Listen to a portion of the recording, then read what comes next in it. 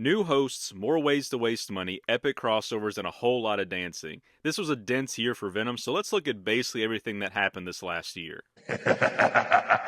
The Venom Marathon continues! Starting off, we must talk about the biggest thing this year, which, yes, was Venom's butt. The free-to-play hero shooter Marvel Rivals continued its strong release with an April Fool's event where you could unlock a Venom twerk emote. And this was talked about everywhere. I know there was like a solid 2 weeks where I could not go without seeing this advertised in some fashion. And when the game's first anniversary rolled around, NetEase released a gummy Venom skid that had a MVP animation that again put that thing out there on display. Silliness aside, the game really went big on symbiotes with its third season. That had a lot of new symbiote skins, the Spider-Man 3 dancing emote, Null, All Black the Necrosword, and lots of Clintar maps. Venom also got a lot of well-written lore that expands more on Eddie and his symbiote's relationship, which culminated to the end of the season of them having a spicy chicken sandwich phoenix-looking skin. It really seems like Venom is Rival's golden boy with the amount of love he gets, but maybe that's just me. On the topic of video games, Tribute Games released the beat-em-up Marvel Cosmic Invasion with some absolutely stunning sprite work for Venom that matches his fluid moveset on top of some really cool skins, like this Marvel vs. Capcom-inspired light blue one. One level in the game even has you square up to the god of the symbiotes himself. Magic the Gathering released the Spider-Man card set that had some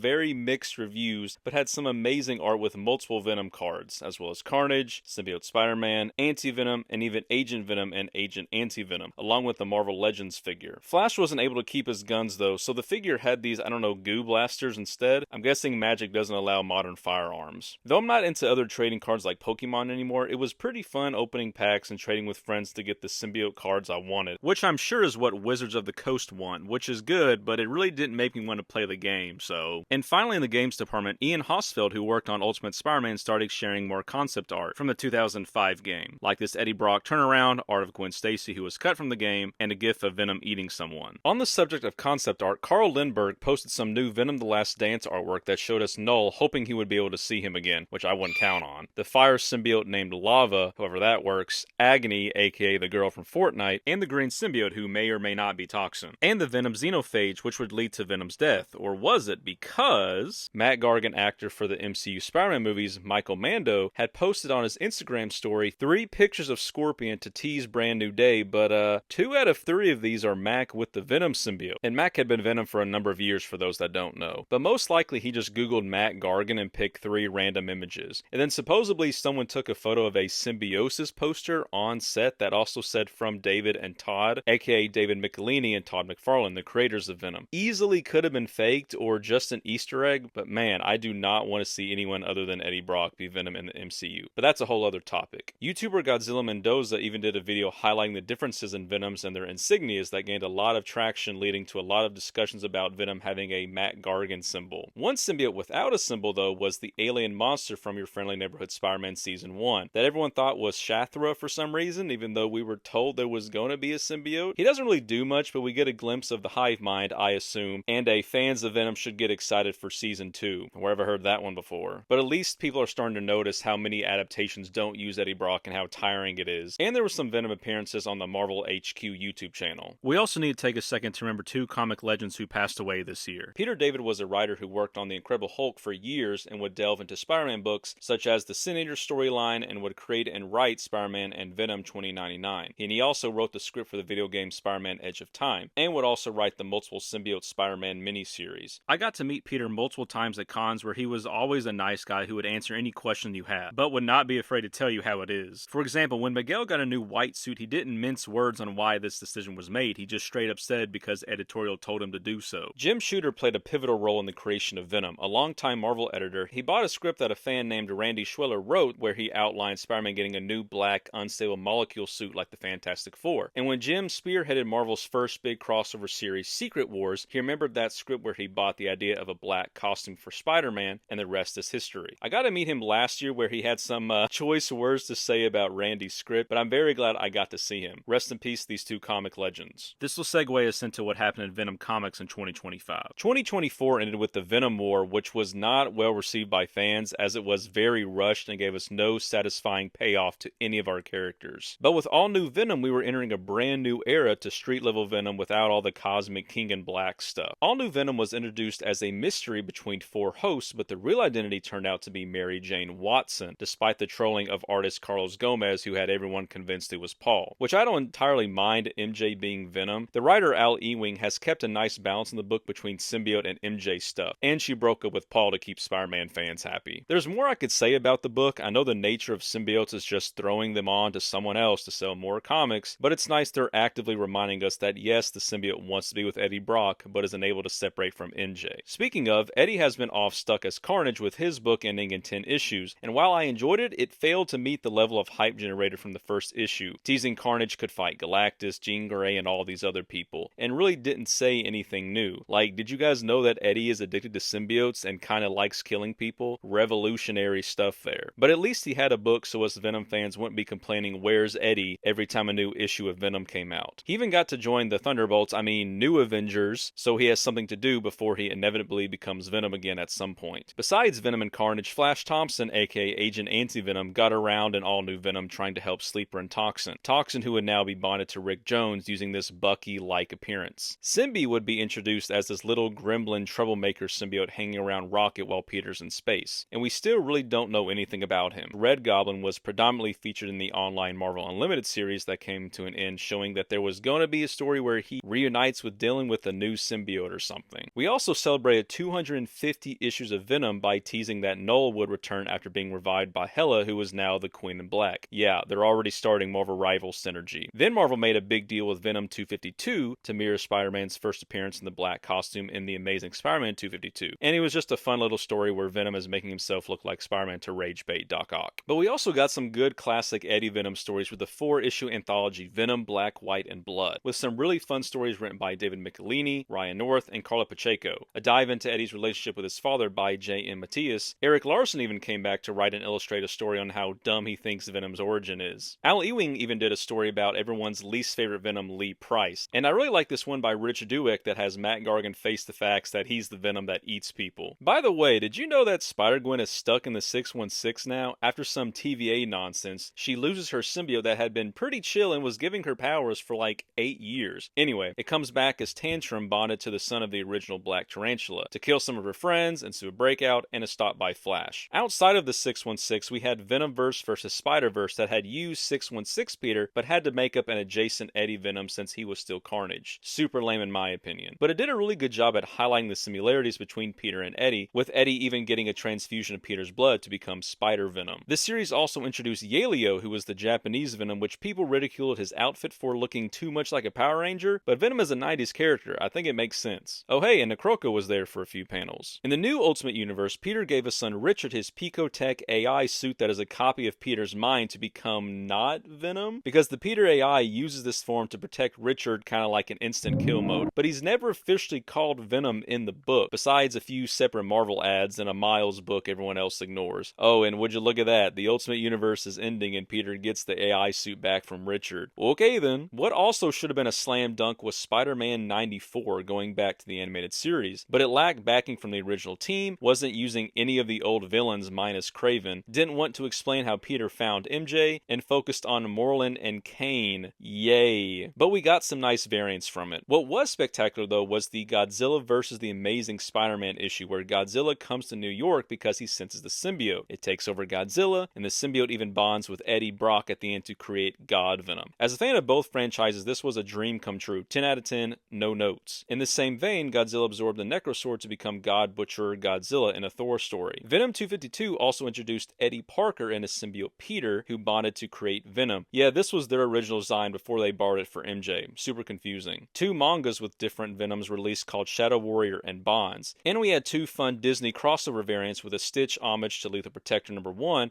and a Ralph variant to Secret Wars #8. Now let's wrap this video up with some of the merch that released this year from high end to low end. There were so many 1/6 figures with a Spider-Man 2 black suit and a towering Venom. A classic Venom that I still attest is a lazy release with just being the Venom movie figure with slight alterations. A Spider-Man 3 black suit and Mondo black suit Spider-Man, Venom, and Carnage figures from the animated series. Beast Kingdom released a movie Venom statue of the symbiote coming out of a containment tank. I'm surprised it took this long for someone to make a statue like this. Reveltech released their Gwenom figure in the same year Venom stopped being a thing, which was pretty funny. There was a Lego set that had a very movie-based Eddie Brock and Venom minifig with an apartment and a Mrs. Chin-esque store on the bottom. McFarlane Toys released a ton of these statues/figures that come with the comic book, including Marvel Rivals Venom in 3 colors. Disney re-released one of their more popular giant talking Venom figures and gave another the Insomniac spider symbol and threw it in a 3-pack. Hot Topic also had this cool Venom and Anti-Venom reversible jacket. There was also no shortage of Marvel Legends either, with the Spider-Man 2 black suit, Venom, and blue Anti-Venom instead of white for some reason. A Spider-Man 3 black suit, Gamerverse blue Venom, and a Marvel Unlimited Peach Momoko Spider-Woman based off a black suit variant. Hasbro, we still don't have a She-Venom, come on. While it seems like Funko Pops are gaining less and less favor each year, they really went hard this year with multiple black suit Spider-Man Pops, Superior Iron Man, yeah, he counts as a symbiote, a mini She-Venom, finally a Null, and a very random Bedlam, who was just Eddie fused with an angrier version of himself. Hasbro also went all in with the new Venom Versus line that included new Titan figures, repaints of their epic figures, and some really cool liquid changing figures. 2 Venom masks, Venom Nerf Blaster, Venomsaurus Rex, Daily Bugle 9-pack, and even a playset. Hasbro even brought back the Mashers line with Mix Mashers, and some Misculent items were some Hot Wheels, a helmet car, Durables, a transforming pin, Squishmallows in 3 sizes, slime, squash soap, and a Sega God of Light prize figure. 2 of my favorite pickups this year were the Prime 1 Anti-Venom statue from 2018. I love this thing, but I still need to glue some pieces back together. And a Spider-Man 3 Venom bust from Sideshow from 2007. Overall, it was a pretty balanced year. Even if you didn't like the state of the comics, there was a lot of good Eddie/Venom content in miniseries, as well as Marvel Rivals and Cosmic Invasion, and tons of merch for kids and adults alike. Looking ahead in 2026, we can expect a lot of high-end statues, hot toys, and import figures. The return of Null with his own miniseries, Nullified Godzilla Zombified Null, and a Jimmy Olsen and Carnage crossover, and maybe Bizarnage will come back? Please? Peter, MJ, and Eddie are crossing over in the Death Spiral event, and even a Queen in Black event, because Marvel loves their events after all. But the big questions for me will be, are we going to get more info on that Venom game from Insomniac? Who's going to be Venom in Friendly Neighborhood Spider-Man Season 2? And will we see a symbiote in Spider-Man Brand New Day? Thanks for joining me on this Venom 2025 retrospective. Be sure to let me know what your favorite Venom moments from this year had been. I've been making short-term videos for years now and really wanted to try my hand at a long-form video. Let me know what worked and what didn't for you in this video so I can make you guys some longer content in the future. Thanks again.